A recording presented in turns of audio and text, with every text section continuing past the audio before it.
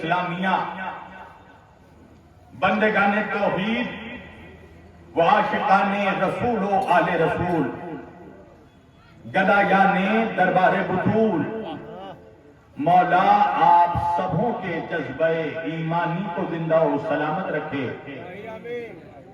یہ سالانہ شب بیداری محافظ اعضاء ہماری کمیٹی کی جانب سے ہر سال کی جاتی ہے سرزمین الہ آباد دریاباد میں، اور میں الحمدللہ اللہ کی رضا اہل بیت اطہار علیہ السلام کی عطا جناب سیدہ کا حکم مومنین الہ آباد کی محبتیں اور عزت مآب جناب باقر نقوی صاحب قبلہ کا خلوص، میں کئی سالوں سے اس شب بیداری میں مجلس اعضاء میں شرکت کر رہا ہوں۔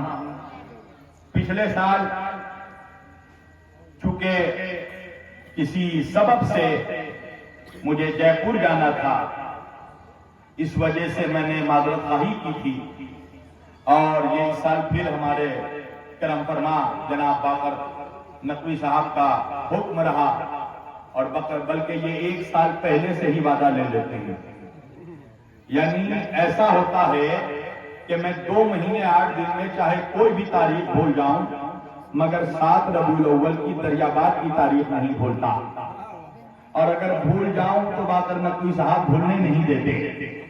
تو ماشاءاللہ میرے سامنے موالیان حیدر کرار کا مجمع موجود ہے، اور چونکہ یہ کھلی فضا میں آن اسٹیج گفتگو ہو رہی ہے، اور یہاں ملت مسلمہ کے تمام مکاتب فکر کے لوگ بھی موجود ہوں گے، اور دور دراز تک یہ مجلس کی آواز گھروں تک پہنچ رہی ہے، اور کئی چینلوں کے ذریعہ چونکہ یہ مجلس لائیو ٹیلی کاسٹ بھی کیا جاتا ہے، میں نے یہ ضروری سمجھا کہ اس سال کے اس مجلس ادا کے لیے، اس مقدس اور معزز اجتماع کے لیے میں نے قرآن مجید کی ایک مشہور و معروف آیت واقعی ہدایہ کی تلاوت کا شرف حاصل کیا، اور سرنامہ کلام میں اسے موضوع گفتگو قرار دیا۔ پروردگار عالم اپنی مقدس کتاب قرآن مجید فرقان حمید میں ارشاد فرما رہا ہے، بسم اللہ الرحمن الرحیم ان الدین عند اللہ الاسلام۔ اللہ کے نزدیک اگر کوئی دین ہے تو وہ دین اسلام ہے۔ اللہ نے ہمارے لیے جس دین کو پسند فرمایا، اللہ نے ہمارے لیے جس دین کو منتخب فرمایا، وہ دین اسلام ہے۔ تو عزیزان گرامی، سوال یہ پیدا ہوتا ہے کہ وہ دین کہ جو اللہ کے نزدیک سب سے پسندیدہ، وہ دین کہ جسے خود اللہ نے منتخب فرمایا، وہ دین کہ جسے خود اللہ نے پسند فرمایا، آج اس دین کی رسوائی کا سبب، اس اسلام کی رسوائی کا سبب خود اہل اسلام بنے ہوئے ہیں۔ گبن جیسا رائٹر، ایک غیر مسلم رائٹر کہتا ہے کہ اسلام is the best religion in the world, but Muslims are the worst nation in the world۔ وہ کہتا ہے کہ اسلام دنیا کا سب سے اچھا دین ہے، پر مسلمان دنیا کی سب سے بدترین قوم ہے، اس لیے کہ آج پوری دنیا میں اسلام کی رسوائی کا سبب خود مسلمان بن رہے ہیں۔ اور مسلمانوں کو چھوڑو، ہمارے اسٹیج میں آنے والے جو یہ ملا حضرات ہیں، انہوں نے بھی پوری دنیا کے سامنے، اقوام عالم کے سامنے یہ خود بھی رسوا ہوتے ہیں اور دین کو بھی رسوا کروانے کی کوشش کرتے ہیں۔ عزیزان گرامی، میں جب بھی ملا کہتا ہوں نا تو کچھ لوگ پریشان ہو جاتے ہیں، اور وہ کہتے ہیں اللہ جانے شبیر وارسی کو ملاؤں سے کیا دشمنی ہے۔ میری جان، ملاؤں سے میری کوئی دشمنی نہیں ہے، ملا تو اس قوم کے شریف لوگ ہیں، مگر میں کیا کروں، سلطان پور والے بھی آئے ہیں، الہ آباد والے بھی موجود ہیں، میں کیا کروں کہ انہی ملاؤں میں کچھ ایسے منحوس ملا ہیں جو اہل بیت کے بغض میں ملائیت سے کٹ ملا ہو جاتے ہیں، اور انہی ملاؤں کے لیے علامہ اقبال نے یہ فرمایا کہ گلا تو گھوٹ دیا اہل مدرسہ میں تیرا، کہاں سے آئے صدا لا الہ الا اللہ۔ علامہ اقبال فرماتے ہیں انہی ملاؤں کے لیے کہ جو دین میں انتشار کرتے ہیں، جن کی وجہ سے آج بھائی بھائی میں دشمنی ہے، مسلمان کے خلاف کھڑا ہے، بھائی سے جھگڑے کر رہا ہے، وجہ یہ ہے، یہی سبب ہے کہ آج پوری دنیا میں خود مسلمان اسلام کی رسوائی کا سبب بن رہا ہے۔ آج آپ دیکھیے، آج غیر مسلمین حضرات ہمیں تانا دیتے ہیں اور ہمیں تانا دے کر کمنٹ کر کے ہمیں کہتے ہیں کہ آپ کے دین کی تو عمر ہی 1400 سال ہے، آپ کو تو پیدا ہوئے 1400 سال ہوئے ہیں، ہمارا دھرم تو 20,000 سال پرانا ہے، ہمارا مذہب تو 30,000 سال پرانا ہے۔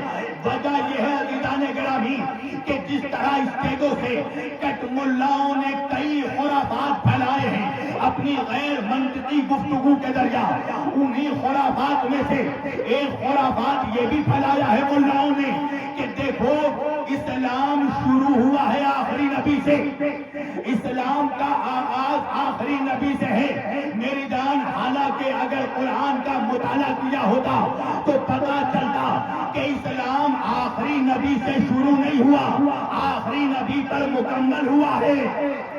اگر سوال یہ ہے الہ آباد والوں کہ اگر اسلام کا آغاز آخری نبی سے ہوا، اگر اسلام شروع آخری نبی سے ہوا تو آدم کون سا دین لے کر آئے تھے، موسیٰ کون سا دین لے کر آئے تھے، عیسیٰ کون سا دین لے کر آئے تھے؟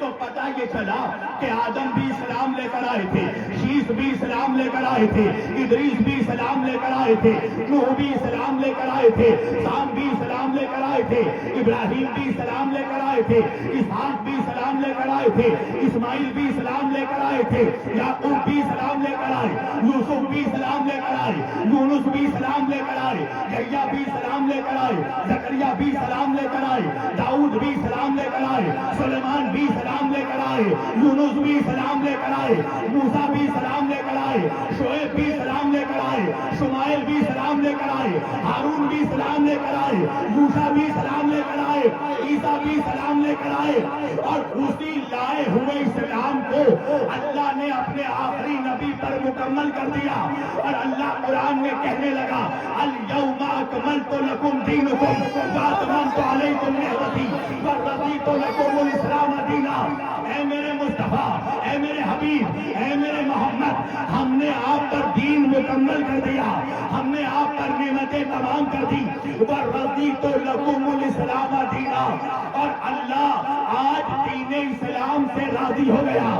تو میرے الہ آباد کے نوجوان مجھ سے پوچھتے ہیں مولانا اللہ جب اسلام سے راضی ہوا وہ سال کون سا سال تھا، وہ مہینہ کون سا مہینہ تھا، وہ تاریخ کون سی تاریخ تھی، وہ مقام کون سا مقام تھا؟ میں نے کہا الہ آباد کے جوانوں اگر سال، مہینہ، تاریخ اور میدان بتا دیا تو منافق کھڑے کھڑے مر جائے گا۔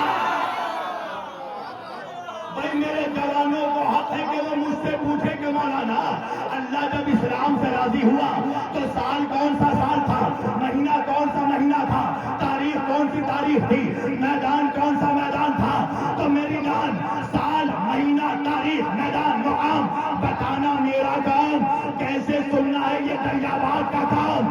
اللہ جب اسلام سے راضی ہوا تو سال 10 ہجری کا تھا، مہینہ ذی الحج کا تھا، تاریخ 18 تھی، میدان غدیر خم کا تھا۔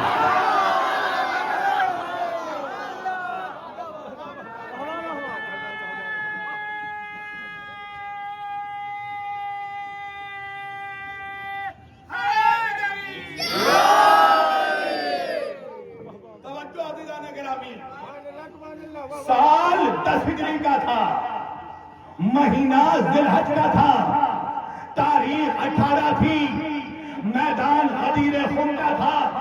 کیا ہوا؟ کہا جو آگے بڑھ گئے تھے ان کو پیچھے بلایا گیا، جو پیچھے رہ گئے تھے ان کو آگے بلایا گیا، 1,26,000 کجاووں کا ممبر بنایا گیا، وہ آواز دے کر ممبر پر علی کو بلایا گیا، وہ نبی کے ہاتھوں پر علی کو اٹھایا گیا، وہ من کنتم مولا کا نعرہ لگایا گیا، وہ علی کی ولایت کا اعلان کیا گیا۔ اب جیسے ہی میرے نبی نے علی کی ولایت کا اعلان کیا، اللہ نے فوراً آیت بھیج دی، وَرَضِيتُ لَكُمُ الْإِسْلَامَ دِينًا، اللہ آج اسلام سے راضی ہو گیا۔ مسلمانوں، تاریخ اسلام کے سارے چیپٹر اٹھا کر دیکھو، سارے باب اٹھا کر دیکھو، غدیر سے پہلے اللہ نے میرے نبی کو کہیں پر بھی نہیں کہا کہ اللہ اسلام سے راضی ہو گیا۔ میرا نبی بڑی بڑی مصیبتیں سہ گیا، اللہ نے نہیں کہا میں اسلام سے راضی ہو گیا۔ بچپن میں میرا نبی یتیم ہو گیا، پر اللہ نے یہ نہیں کہا کہ میں اسلام سے راضی ہو گیا۔ میرا نبی اپنی ماں کی شفقت سے محروم ہو گیا، اللہ نے نہیں کہا میں اسلام سے راضی ہو گیا۔ میرے نبی کو ان کے شہر سے نکالا گیا، اللہ نے نہیں کہا میں اسلام سے راضی ہو گیا۔ میرے نبی کا سوشل بائیکاٹ کیا گیا، اللہ نے نہیں کہا میں اسلام سے راضی ہو گیا۔ میرے نبی کو جلا وطن کیا گیا، اللہ نے نہیں کہا میں اسلام سے راضی ہو گیا۔ میرے نبی کو مکے سے نکالا گیا، اللہ نے نہیں کہا میں اسلام سے راضی ہو گیا۔ میرے نبی سے بڑی بڑی جنگیں لڑی گئی، اللہ نے نہیں کہا میں اسلام سے راضی ہو گیا۔ طائف میں میرے نبی پر سنگاری کی گئی، اللہ نے نہیں کہا میں اسلام سے راضی ہو گیا۔ جنگ بدر ہو گئی، اللہ نے نہیں کہا میں اسلام سے راضی ہو گیا۔ جنگ احد میں میرے نبی کے دندان شہید ہو گئے، اللہ نے نہیں کہا میں اسلام سے راضی ہو گیا۔ خیبر کا معرکہ ہو گیا، اللہ نے نہیں کہا میں اسلام سے راضی ہو گیا۔ خندق کی جنگ ہو گئی، اللہ نے نہیں کہا میں اسلام سے راضی ہو گیا۔ کب کہا جب علی کی ولایت کا اعلان کیا۔ تو یہیں سے سوچ لو، جب بغیر علی کی ولایت کے اللہ اسلام سے راضی نہیں ہوتا تو مولوی سے کیا راضی ہوگا؟ نعرے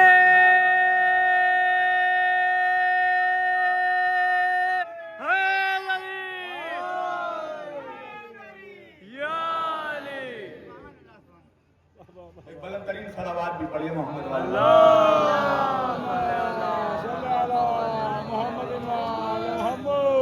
بغیر علی کی ولایت کے اللہ اسلام سے راضی نہیں ہوتا تو لمبی داڑھی والے مولوی سے راضی ہوگا؟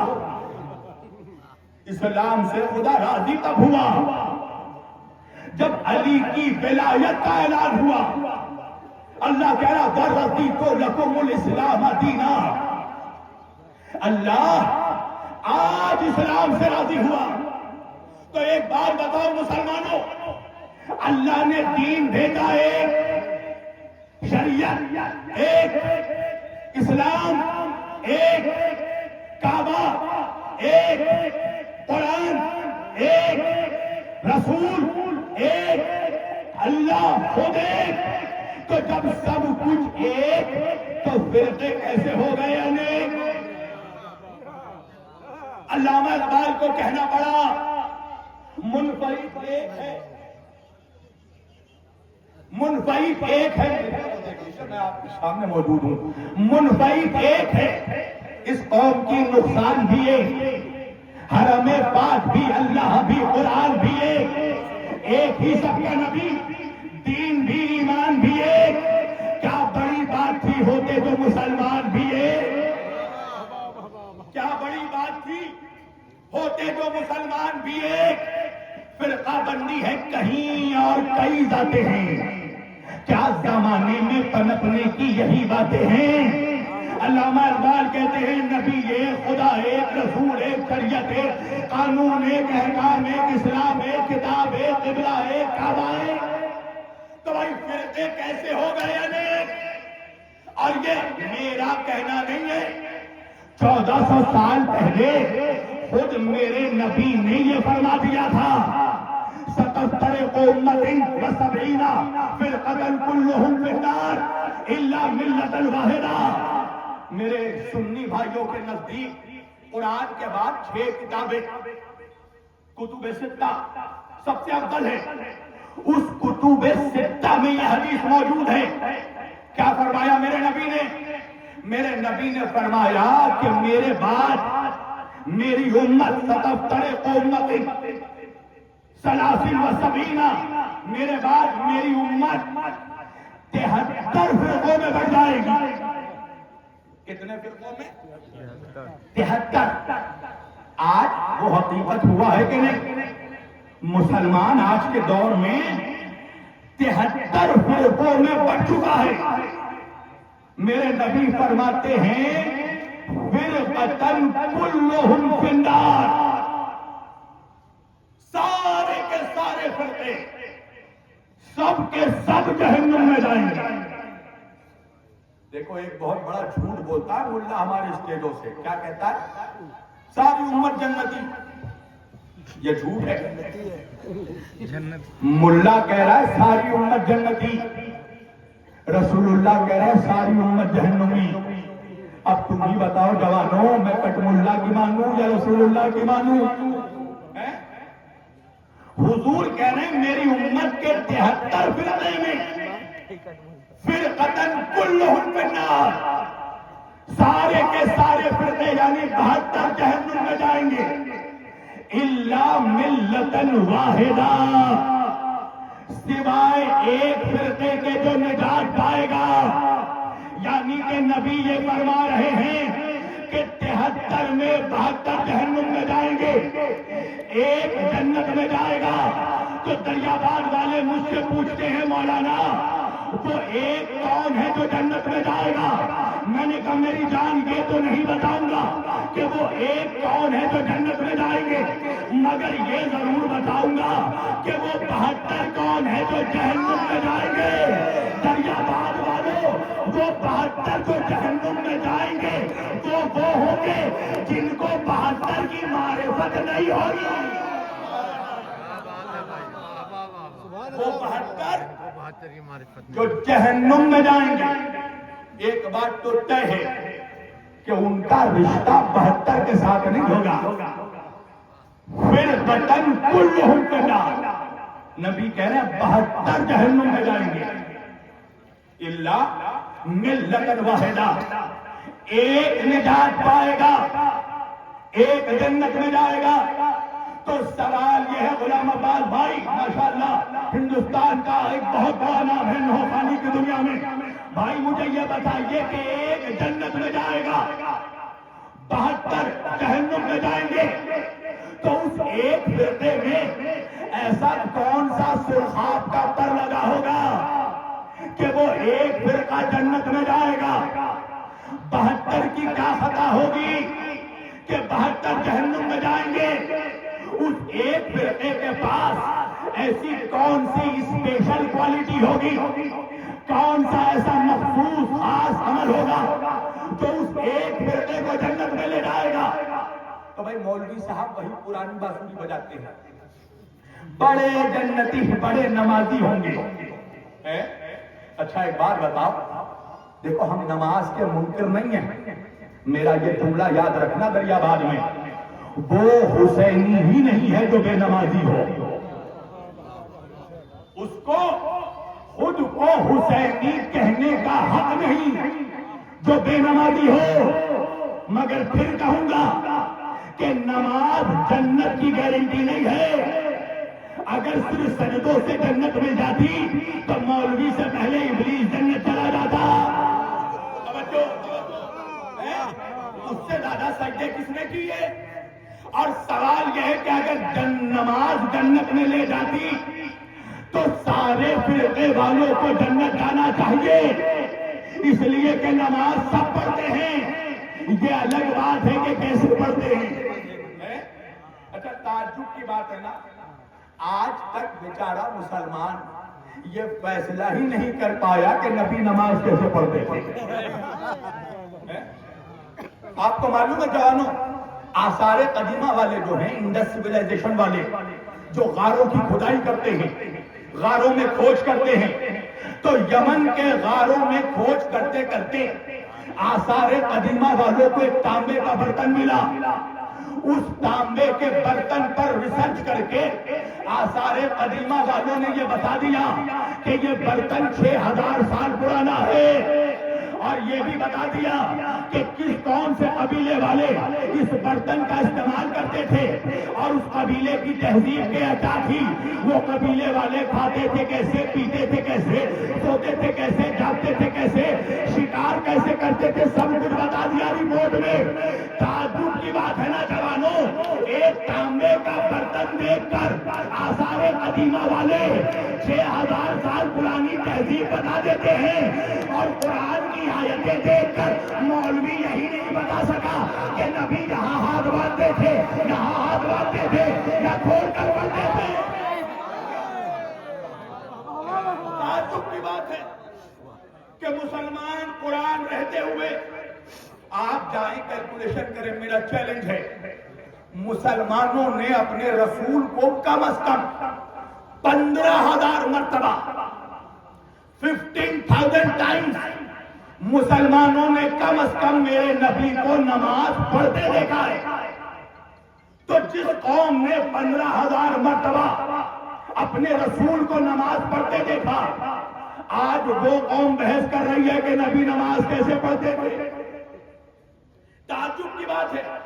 خیر میں اس بحث پر چھوڑ رہا ہوں، طریقہ کس کا صحیح غلط یہ قیامت کے دن فیصلہ ہوگا، اور قیامت کے دن کیوں فیصلہ ہوگا، ابھی امام آنے والا ہے، فیصلہ یہی ہو جائے گا۔ ارے میری جان، اللہ کہتا ہے قرآن میں وَيَوْمَ نَدْعُو كُلَّ أُنَاسٍ بِإِمَامِهِمْ، ہم ہر شخص کو اس کے امام کے ساتھ بلائیں گے، یعنی جس کا امام جنتی ہوگا اس کے غلام بھی جنتی، جس کا امام جہنمی اس کے غلام بھی جہنمی۔ تو مولوی یہ مت چیک کر کہ کس کی نماز ٹھیک ہے، یہ چیک کر کے کس کا امام ٹھیک ہے۔ نعرہ حیدری،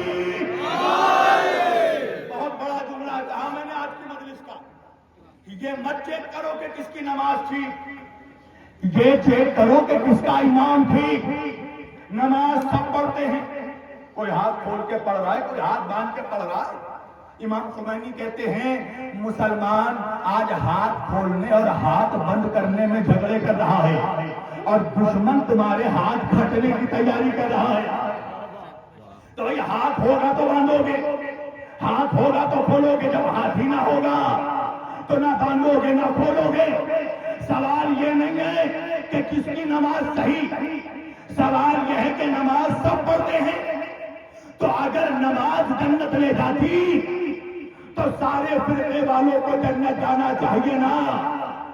اچھا، مولوی کا بھی ایک پرانا تیور ہے، جہاں پھنستا ہے فوراً یو ٹرن مارتا ہے۔ کہنے لگا نہیں، روزہ جنت میں لے جائے گا۔ میں نے کہا بھائی اگر روزہ جنت میں لے جاتا تو سارے فرقے والوں کو جنت جانا چاہیے۔ روزہ سب رکھتے ہیں نا بھائی، روزہ سب رکھتے ہیں، یہ الگ بات ہے کہ کھولتے کب ہیں۔ توجہ سنتے رہیے، میں اردو بول رہا ہوں الہ آباد میں، یہ الگ مسئلہ ہے کہ کھولتے کب ہیں، مگر رکھتے سب ہیں۔ تو اگر روزہ جنت میں چل لے جاتا تو سارے فرقے والوں کو جنت جانا چاہیے، سب روزے دار ہیں۔ پھر یوں ٹرن مارا، کہا نہیں حج جنت میں لے جائے گی۔ میں نے کہا اگر حج جنت میں لے جاتی تو سارے فرقے والوں کو جنت جانا چاہیے، اس لیے کہ سب کے سب حج میں جاتے ہیں۔ یہ الگ بات ہے کہ سعودی حکومت کی اتنی اوقات نہیں ہے کہ سارے مسلمانوں کو ویزا دے سکے۔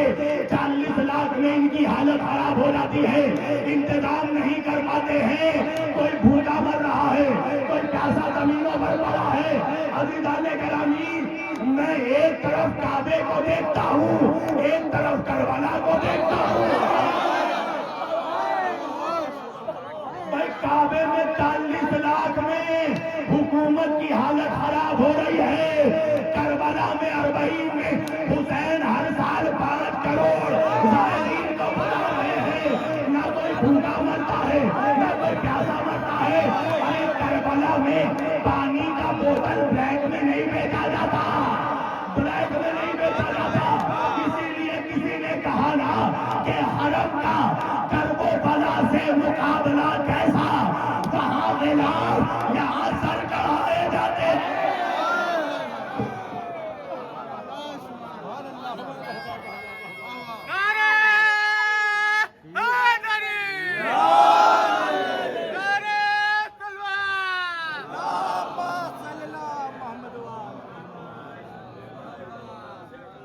بھائی حج میں نجیب بھائی، نجیب الہ آبادی میرے بھائی، حرم کا کرب و بلا سے مقابلہ کیسا، جہاں غلاف یہاں سر چڑھائے جاتے ہیں، وہاں 40 لاکھ میں حالت خراب ہو رہی ہے، یہاں ہر سال 5 کروڑ کی تعداد کراس ہو رہی ہے، کوئی پیاسا نہیں مرتا، کوئی بھوکا نہیں مرتا، کوئی بھیڑ سے نہیں مرتا، کوئی بھوکا نہیں سوتا، حسین سب کا انتظام کر رہے ہیں۔ عزیزان گرامی، تو اگر حج جنت میں لے جاتی تو سارے فرقے والوں کو جنت جانا چاہیے، اس لیے کہ سب کے سب حج میں جاتے ہیں۔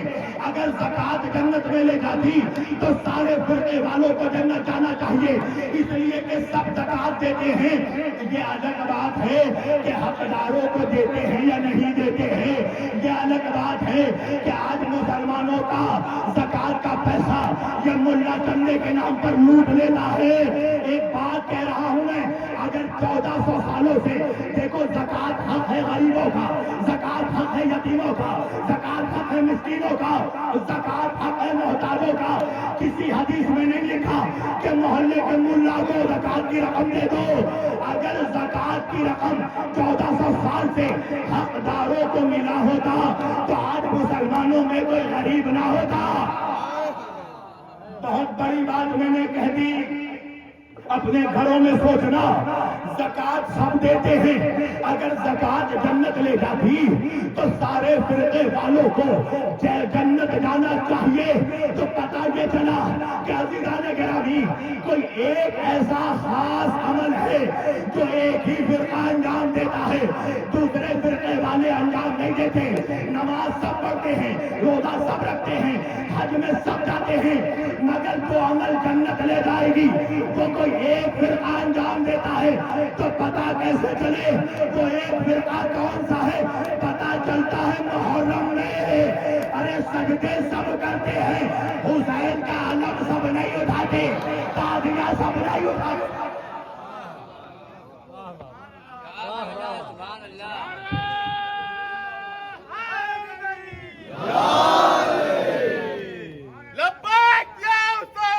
لبیک یا حسین، لبیک یا حسین، لبیک یا حسین، لبیک یا حسین، لبیک یا حسین، یا علی۔ لگ رہا ہے دریا باد تھک رہا ہے۔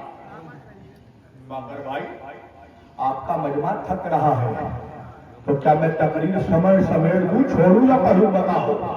پڑھیے۔ نہیں دریا باد والوں ایسے نہیں، علی کا ذکر نہ تھک کر کے سننا چاہیے، نہ شک کر کے سننا چاہیے۔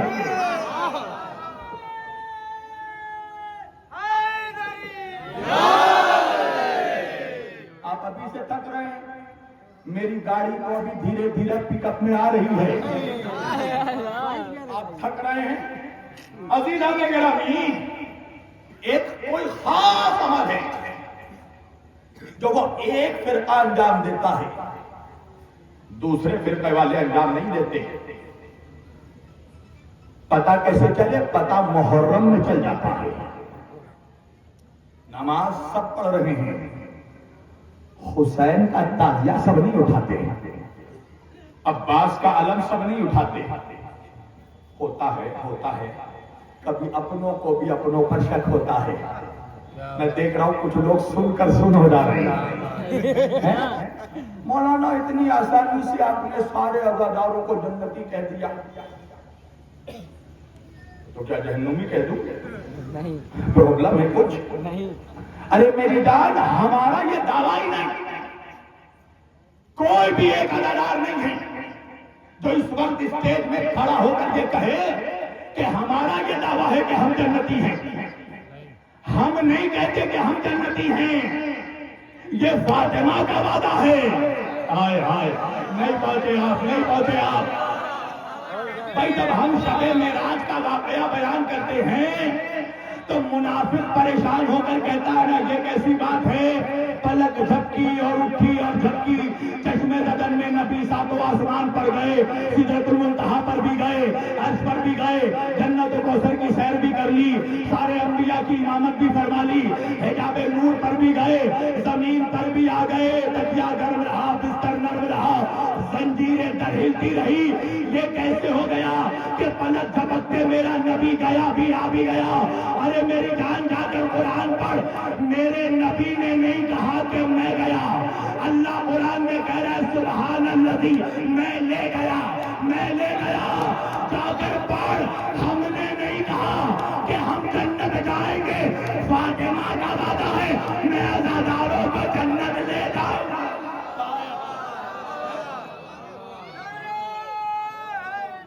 یا علی محمد بلندر سلام اللہم صلی محمد والے محمد سلامتی امام زمانہ بلندر سلوات اللہم صلی محمد والے محمد۔ ہمارا دعویٰ نہیں ہے کہ ہم جنت جائیں گے، سیدہ کہہ رہی ہیں میں لے جاؤں گا۔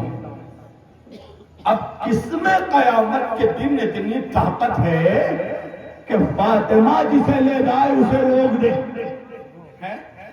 انصاف سے بتاؤ۔ اچھا آپ بھی کہیں گے مولانا بہت بڑا دعویٰ کیا، سارے عزادار جنت چلے جائیں گے۔ بھائی جب ہم دعویٰ کرتے ہیں نا تو دعوے کی دلیل بھی رکھتے ہیں، اور ہم علی والوں کا یہ پرانا اسٹائل ہے، ہم دشمنوں کو دلیل سے دلیل کرتے ہیں۔ توجہ، اچھا سنو، ادھر ادھر میری طرف دیکھو بھائی، ہاں میری طرف۔ 72 جہنم میں جائیں گے، ٹھیک ہے؟ ایک فرقہ جنت میں جائے گا۔ اب تک وہ دلیل بھی ہو سکتا ہے شاید کوئی منافق مانے نہ مانے، اب میں ایک ایسی دلیل دوں گا جسے جاہل تو چھوڑو بکرات بھی مانے گا۔ آپ سمجھ رہے ہیں؟ دیکھو جاہل ہونا یہ ایک مصیبت ہے، اور اوپر سے بکرات ہونا بہت بڑی مصیبت ہے، مگر چیلنج ہے ممبر پر۔ اب جو دلیل دوں گا بکرات بھی اس دلیل کو کاٹ نہیں سکتا۔ 72 فرقے جہنم میں جائیں گے۔ پتہ نہیں علی امام بھائی مامن بھائی سلطان پور والے سب کہاں چلے گئے؟ 72 فرقے والے جہنم میں جائیں گے، ایک فرقہ جنت میں جائے گا۔ اب ایک میں تمہیں فرق بتا رہا ہوں، وہ 72 کون ہوں گے؟ وہ ایک کون ہوگا؟ 72 وہ ہوں گے جن کے ساتھ ملا ہوگا، ایک فرقہ وہ ہوگا جن کے ساتھ اللہ ہوگا۔ واہ واہ کیا بات! بھائی ایک فرقہ وہ ہوگا جس کے ساتھ اللہ ہوگا، 72 جو جائیں گے وہ ہوں گے جن کے ساتھ ملا ہوگا۔ اچھا اب پتہ کیسے چلے کہ اللہ کس کے ساتھ ہے؟ تو آؤ ہم اللہ کی کتاب سے ہی پوچھیں گے، قرآن سے ہی پوچھیں گے اللہ کس کے ساتھ ہے۔ مسلمانوں، شریعت مصطفیٰ میں، فروع دین میں سب سے بڑی عبادت ہے نماز۔ میرا نبی فرماتا ہے فَإِن قُبِلَتْ قُبِلَ مَا سَوَاهَا فَإِن رُدَّتْ رُدَّ مَا سَوَاهَا۔ اگر نماز قبول تو ہر عمل قبول، اور نماز ریجیکٹ، نماز رد تو ہر عمل رد۔ نماز سب سے بڑی عبادت جس کی کوئی معافی نہیں۔ ڈوب بھی رہے ہو سمندر میں تو نیت کر لو، اگر وقت نماز ہو گیا۔ حدیث ہے معصوم کی، نماز کی کوئی معافی نہیں، نماز فرض ہے، نماز سب سے بڑی عبادت ہے۔ مگر الہ آباد والوں، مجھے قرآن کی 6666 آیتوں میں ایک آیت بھی دکھا دو کہ اللہ نے کہیں کہا ہو کہ میں نمازیوں کے ساتھ۔ چیلنج ہے، دیکھو سناٹا ہے، سناٹے کو اگر چیر نہ دوں تو پھر علی کی نوکری کا کیا فائدہ؟ توجہ، ایک آیت دکھاؤ مجھے قرآن کی آیات میں اللہ نے کہیں کہا ہو کہ میں نمازیوں کے ساتھ ہوں، نہیں دکھا سکتے۔ اچھا نماز کے بعد فروع دین میں سب سے بڑی عبادت ہے روزہ۔ مجھے 114 سوروں میں خیر سے ایک آیت دکھاؤ کہ اللہ نے کہیں کہا ہو کہ میں روزے داروں کے ساتھ ہوں. نہیں کہا. روزے کے بعد بہت امپورٹنٹ میسج ہے آخری آدمی کا سننا. روزے کے بعد سب سے بڑی عبادت ہے حج. مجھے 30 پاروں میں خیر سے ایک آیت دکھاؤ کہ اللہ نے کہیں کہا ہو کہ میں حاجیوں کے ساتھ ہوں. نہیں کہا.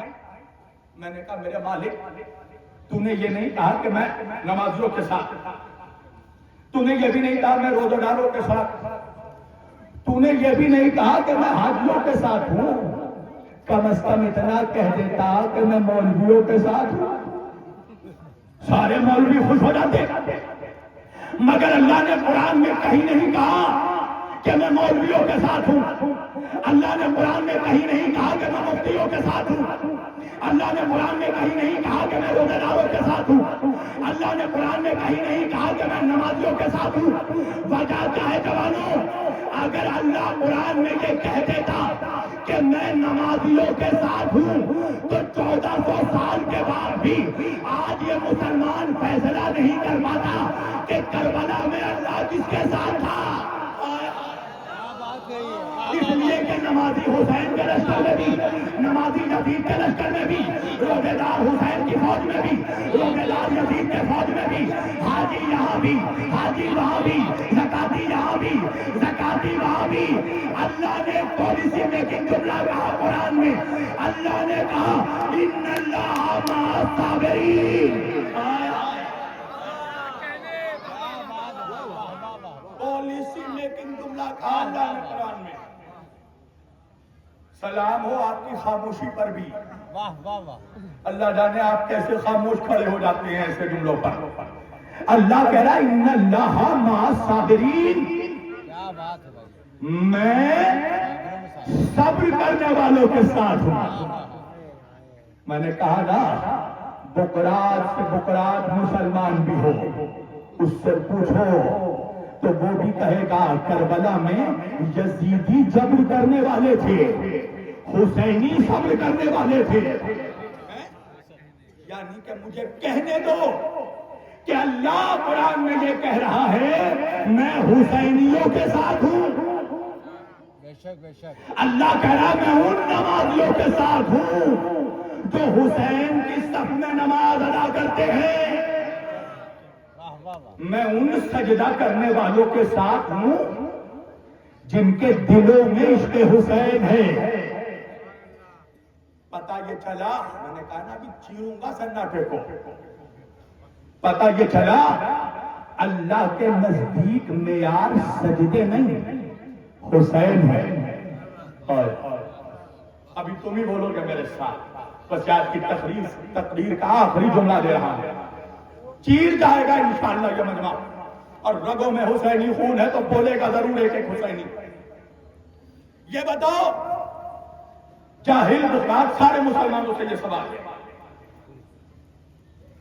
نماز وہ نماز جو یزید کی محبت میں پڑھی جائے کیا وہ نماز قبول ہے؟ بولو نا بھائی, ڈرنے کی کیا بات ہے؟ نہیں ہے نا. دوسرا سوال کر رہا ہوں, وہ نماز جو یزید کی حمایت میں پڑھی جائے کیا وہ قبول ہے؟ نہیں نا. اب آخری سوال, تیسرا سوال, وہ نماز جو یزید کے لشکر میں پڑھی جائے کیا وہ قبول ہے؟ نہیں نا. تو مسلمانوں مجھے انصاف سے بتاؤ زندگی بھر حضرت حر نے نماز کہاں پڑھی؟ زندگی بھر جناب حر نے نماز کہاں پڑھی؟ کہا یزید کے لشکر میں. شب عاشور کی نماز بھی حر نے یزید کے لشکر میں پڑھی. پھر ارادہ کیا کہ حسین کے پاس جائے. بیٹے نے کہا چلو بابا. جناب حر نے کہا جاؤں گا مگر رات کے اندھیرے میں نہیں جاؤں گا ورنہ یہ یزیدی کہیں گے حر ڈر کر بھاگ گیا. صبح کے اجالے میں جاؤں گا. تو صبح عاشور کی نماز بھی حر نے یزید کے خیمے میں پڑھی اور نماز صبح پڑھنے کے بعد حسین کے قدموں میں آیا اور نماز ظہر سے پہلے شہید ہو گیا. انصاف سے بتاؤ الہ آباد والوں، حور کی کتنی نمازیں قبول ہوئی، مگر یہ بتاؤ حور گیا کہاں؟ سب کہیں گے حور جنت گیا، تو مجھے انصاف سے بتاؤ حور کو کیا چیز جنت لے گئی، نماز یا عشق حسین؟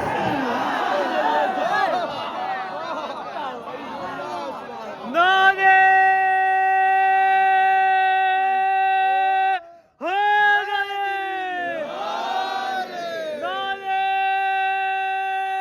خیبری، نعرے صلوات. ماشاء اللہ، واہ واہ. اور کو کیا چیز جنت لے گئی، نماز یا عشق حسین؟ تو اللہ کے نزدیک معیار حسین ہے. نماز پڑھو مگر حسین کے بغض میں نہیں، حسین کی محبت میں.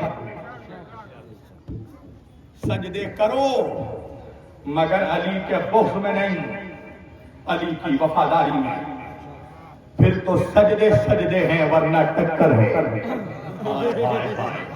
اگر علی کی محبت ہے تو سجدے سجدے ہیں ورنہ ٹکر ہے. اگر علی کی محبت ہے تو نماز نماز ہے ورنہ ورزش ہے. اگر علی کی محبت ہے تو روزہ روزہ ہے ورنہ فاقہ ہے. اگر علی کی محبت ہے تو حج حج ہے ورنہ تفریح ہے. اگر علی کی محبت ہے تو مسلمان مسلمان ہے ورنہ اپنے دور کا مروان ہے.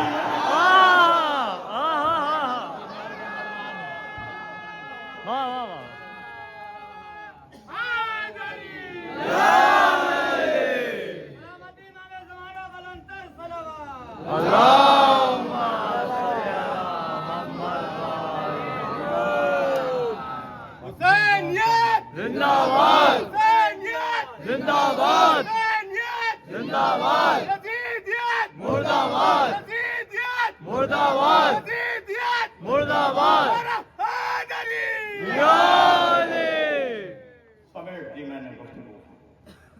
اللہ کے نزدیک معیار حسین ہے.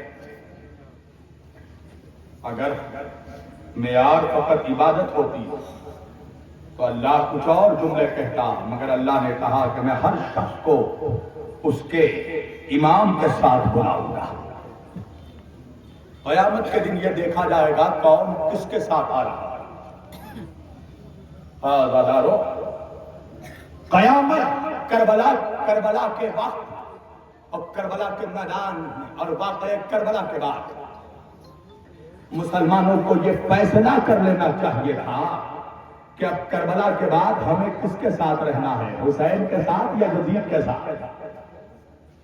یہ فیصلہ کربلا میں اگر مسلمان کر لیتا تو آج در بدر کی ٹھوکر کھانی نہیں پڑتی. آج پوری دنیا میں مسلمان جو رسوا ہو رہا ہے وہ صرف در اہل بیت چھوڑنے کا نتیجہ ہے. مسلمان آج تک یہ سمجھ نہیں پایا کہ اس کا حقیقی امام کون ہے. ارے اگر سننا چاہ رہے تو 2 منٹ میں ایک جملے اور بول دوں. 1400 برس بعد بھی یہ فیصلہ ہو رہا ہے کہ حقیقی امام والے کہاں ہیں اور نقلی امام والے کہاں ہیں. نہیں پہنچے الہ آباد والوں. ارے 2 سالوں سے فلسطین کے مظلوم مسلمانوں پر اسرائیل بمباری کر رہا تھا، حملے پر حملے کر رہا تھا. ارے جن لوگوں نے جمن لڈن اور کلن کو امام مانا وہ تماشے دیکھ رہے تھے. جس نے علی کو امام مانا اس نے میزائل مانا.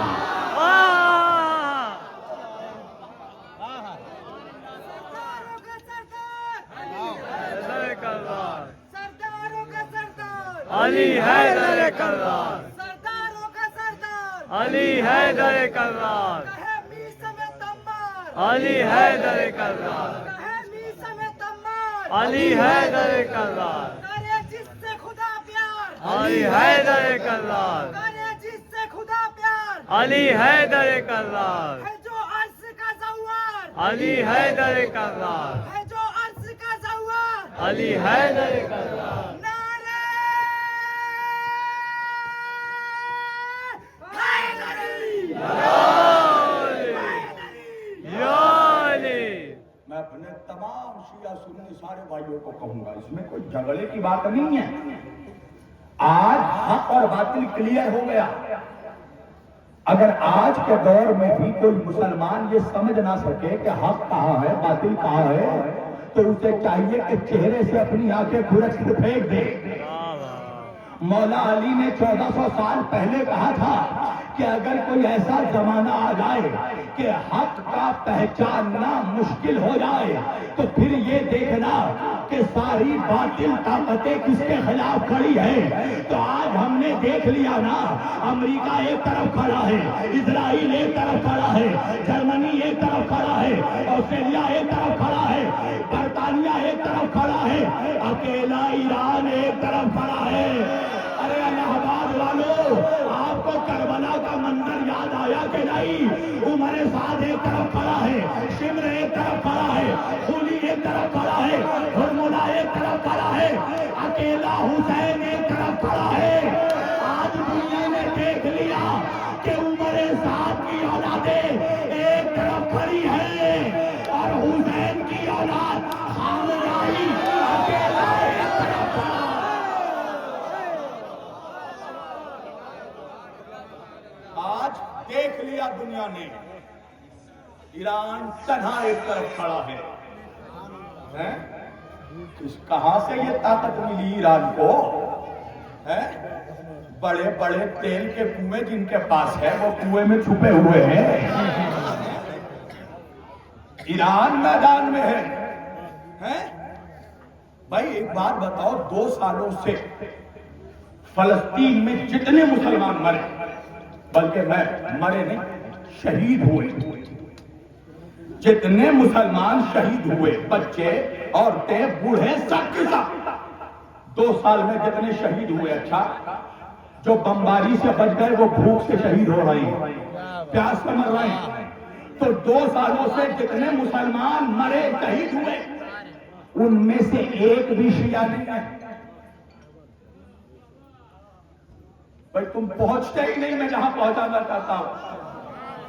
2 سالوں سے فلسطین میں جتنے مسلمان مرے سب کے سب سنی، سب کے سب سنی، سب کے سب سنی، مگر ان سنیوں کو بچانے کے لیے کوئی کھڑا ہوا تو سب کے سب کیا، سب کے سب کیا، سب کے سب کیا۔ تو آخر بات کیا ہے کہ 57 ملک کے سارے میدان سے غائب نظر آ رہے ہیں، صرف علی والے میدان میں ٹکے ہیں۔ وجہ یہ ہے کہ میدان میں وہی ٹکتا ہے جس کا امام میدان میں ٹکا ہے۔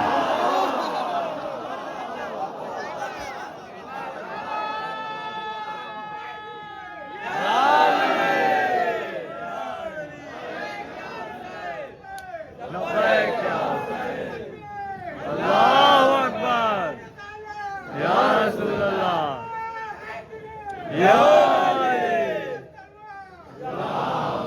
صلی اللہ محمد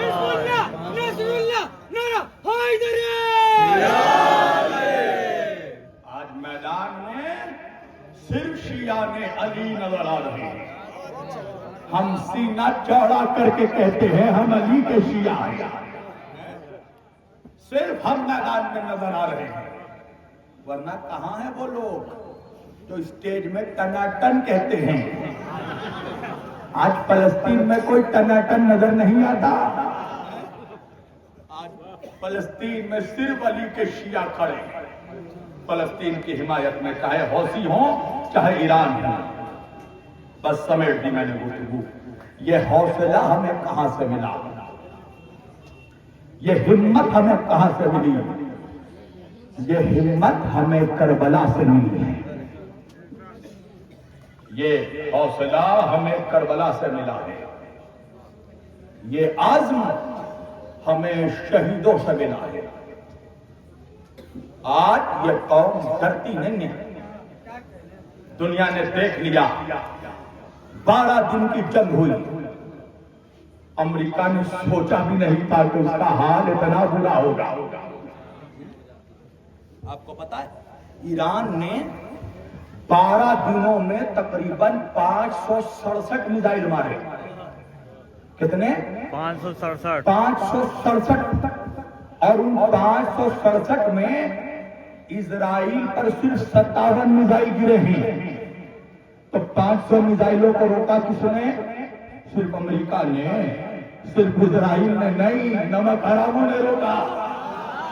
ईरान के 500 मिसाइलों को सऊदिया ने रोका, कतर ने रोका, दुबई ने रोका, जॉर्डन ने रोका, मिस्र ने रोका।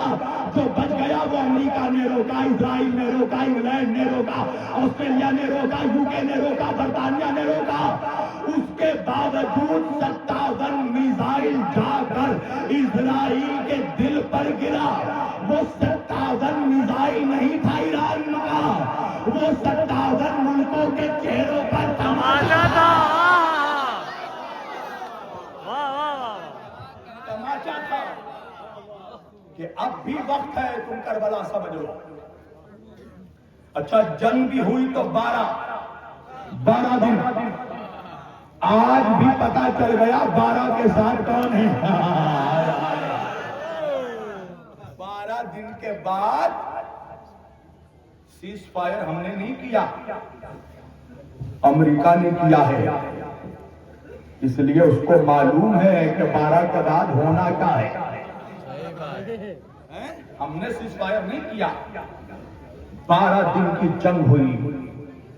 दुनिया ने देख लिया कि वो कौम जो आज भी शर्म नहीं होती, वो कौम अली के शियों की है। जब जंग का आगाज हुआ था तो ट्रंप ने एक जुमला कहा था रहबर से। क्या कहा था? Unconditional surrender. अरे इमाम को इमाम, 2 रिकत शुक्राना अदा करो शियों कि आयतुल्लाह खामनाई के जमाने में जी रहे हो। अल्लाह ने ऐसा रहबर दिया है। ट्रंप ने कहा अनकंडीशनल सरेंडर। पता है हमारे रहबर ने जवाब क्या दिया ट्रंप को? पहला जुमला रहबर का, ट्रंप को जो रहबर ने कहा, आयतुल्लाह खामनाई ने पहला जुमला क्या कहा ट्रंप को? अहमक। हाय हाय हाय, बोलना चाहिए, इस जुमले पर बोलना चाहिए। क्या कहा रहबर ने? अहमक। तुझे हमारी तारीख नहीं पता। करबला पढ़ो। तूने अगर हिस्ट्री ऑफ करबला पढ़ी होती तो तुझे हमारी तारीख पता होती। हम अली वालों के डिक्शनरी में अनकंडीशनल सरेंडर नाम का कोई वर्ड नहीं है। हम अली वाले जब मैदान में आ जाते हैं तो या तो मरते हैं या मारते हैं।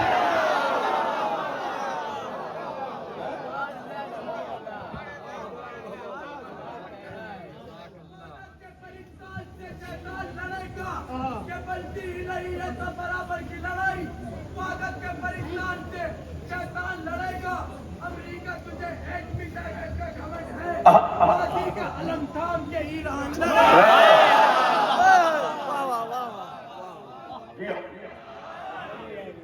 अल्लामा इकबाल ने कहा था कि ईरान हो गर मशरिक़ वस्ता का जेनेवा, शायद कुर्रे अर्ज की तकदीर बदल जाए। और ऐसा लग रहा है कि वो जमाना करीब है। ये हिम्मत हमें करबला से मिली है। हमारे कौम का बच्चा डरपोक नहीं होता।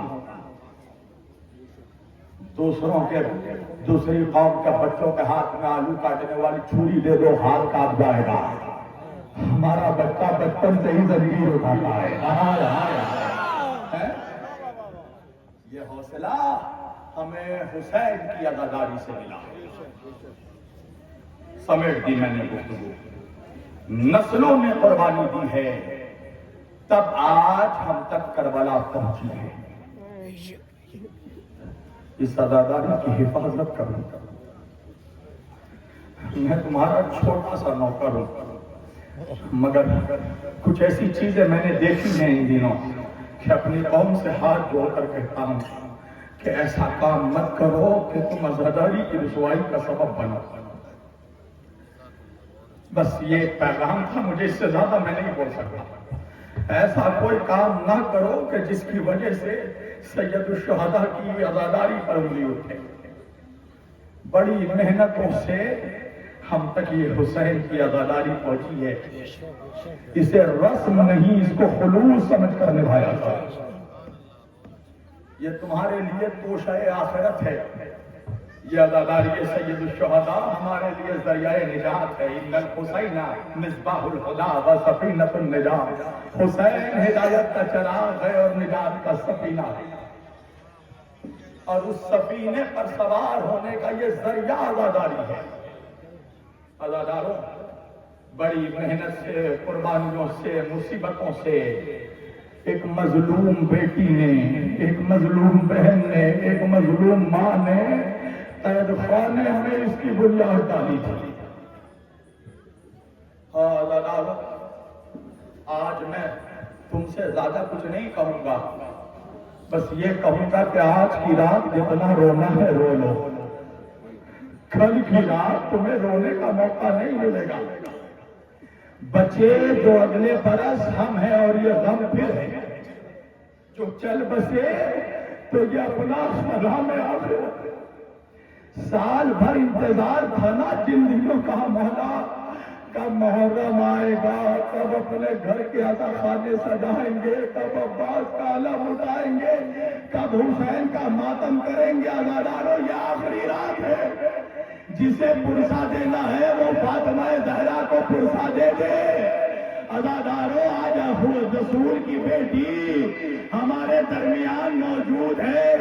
وہ آخری رات آج ایک ایک عزادار کے چہرے کو دیکھ رہی ہے, اور تنہا فاطمہ نہیں آئی ہے, ایک 4 سال کی بچی بھی ہے جو تمہارے چہروں کو دیکھ کر اپنی دادی سے کہہ رہی ہوگی, دادی اماں, میرے یہ بابا کے عزادار کربلا میں کیوں نہیں تھے؟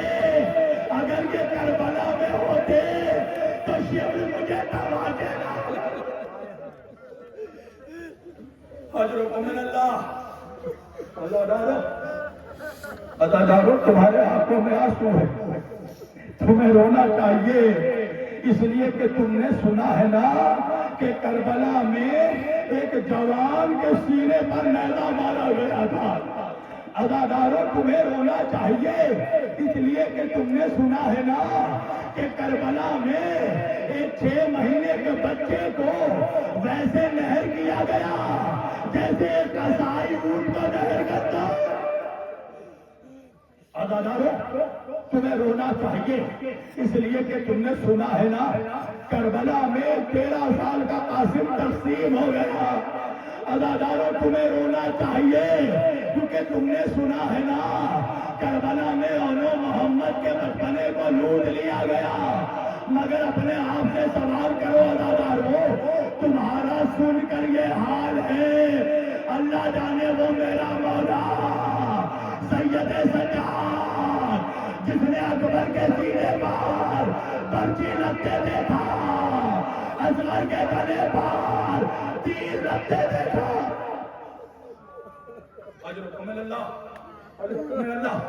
جن کے آنکھوں میں آنسو نہیں ہے نا آخری رات ہے, وہ اللہ سے اپنے گناہوں کی معافی ضرور مانگ لیں. اللہ جن لوگوں سے ناراض رہتا ہے ان کے آنکھوں میں حسین کے غم کے آنسو نہیں دیتا, اور اگر آج نہ ہو سکے تو اب نہ جانے قبروں کو. عزاداروں, تمہارے بیمار امام سے جس نے کربلا کے بعد کبھی ٹھنڈا پانی نہیں پیا. عزاداروں, تم بھی پیاسے ہوگے مگر تھوڑی دیر کے بعد تمہیں پینے کو پانی مل جائے گا. ارے سجاد نے کبھی ٹھنڈا پانی نہیں پیا. عزاداروں, وہ تمہارا بیمار مولا جب کسی قصائی کے دکان کے پہلو سے گزرتا تھا نا, قصاب گوشت پر کپڑے ڈال دیتا تھا. عزاداروں, میرا چوتھا مولا ایک قصاب کے دکان کے پاس سے گزر رہا تھا, قصاب نے گوشت پر پردہ ڈال دیا. خریدار کہنے لگا او بھائی وہ کون تھا جسے دیکھ کر تم نے گوشت پر پردے ڈال دیے؟ ارے قصاب کہنے لگا وہ ہمارا چوتھا امام ہے، وہ گوشت کے ٹکڑے نہیں دیکھ سکتا. ارے اس نے کربلا میں اپنے بھائیوں کے گوشت کے ٹکڑے زمین پر بکھرے.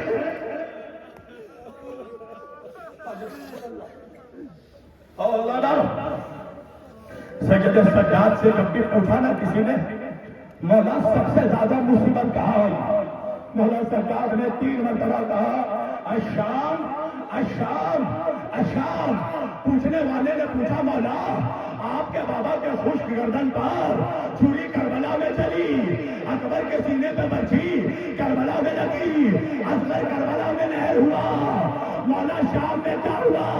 میرا بیمار امام کہتا بھائی تم نے انصاف نہیں کیا. ارے راہ خدا میں سر کٹانا ہماری وراثت ہے، تیر کھانا ہماری میراث ہے، مگر ماں بہنوں کا ہاتھ بندے کرنا، غیر محرموں کے بازاروں میں ہلائے جانا.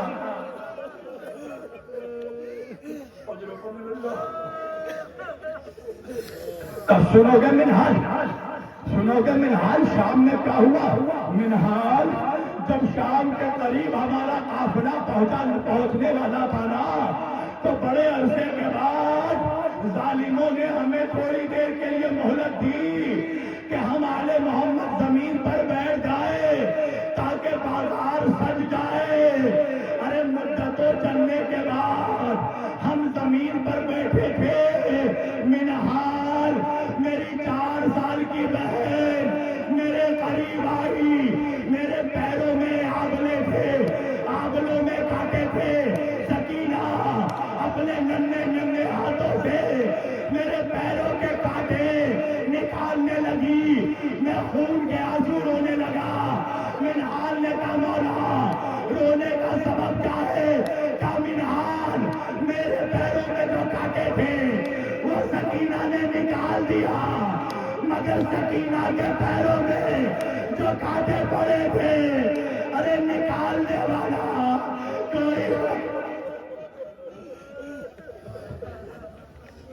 اجرکم من اللہ. کا منہال جب شام کے بازار میں ہمارا قافلہ پہنچا نا تو ایک منادی دینے والے نے ندا دی شام والوں باغیوں کا قافلہ آ گیا.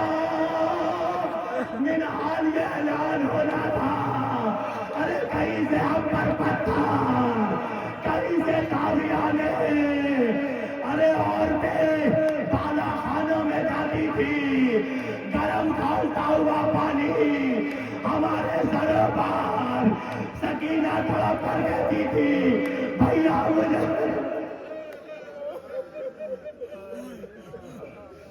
اجرکم من اللہ. بس صرف میں 2 منٹ مسائل پڑھ کر تمام کر دوں گا. میری ماں بہنیں بھی بیٹھی ہے نا. میری بہنوں اللہ تمہیں وہ دن نہ دیکھا ہے جو حسین کی بہنوں نے دیکھا. ارے تم نے زینب کی بڑی بڑی مصیبت سنی ہوگی نا، مجھ سے سنو گی کہ بازار شام میں علی کی بیٹی کی سب سے بڑی مصیبت کیا تھی؟ عزاداروں شام کے بازار میں زینب کی سب سے بڑی مصیبت یہ تھی کہ اکبر کا قاتل بار بار زینب کے چہرے کے سامنے آتا تھا اور آ کر کہتا تھا زینب میں نے تیرے اکبر کو مارا، میں نے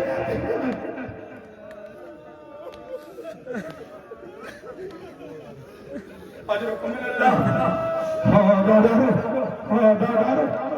زینب زندان بازار سے زندان تک بوڑھی ہو گئی. عزاداروں زندگی گزر گئی روتے روتے. عزاداروں جب رہائی کا وقت آیا سید سجاد آئے، پھوپھی اماں یزید ہمیں رہا کرنا چاہتا ہے. شہزادی نے کہا یزید سے کہہ دو ہمارے شہداء کے سر ہمیں واپس کر دے. بس عزاداروں مسائل تمام ہو گئے. ارے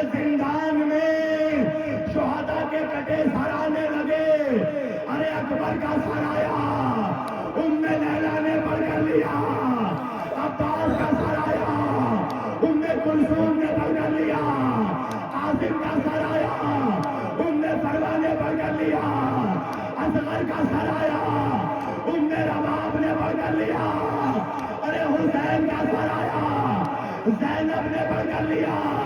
مگر سنو گے عزادارو، ارے جب تو ننے سرائے، ارے کوئی لینے والا نہیں تھا، کنیزوں نے کہا کیا ان بچوں کی ماں زندہ نہیں؟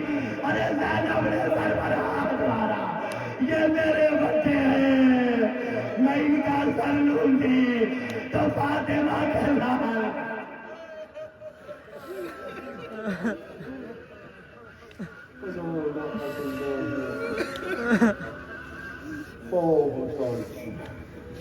وسيعلم الذين أيما القلبين ينقلب ما تم حسين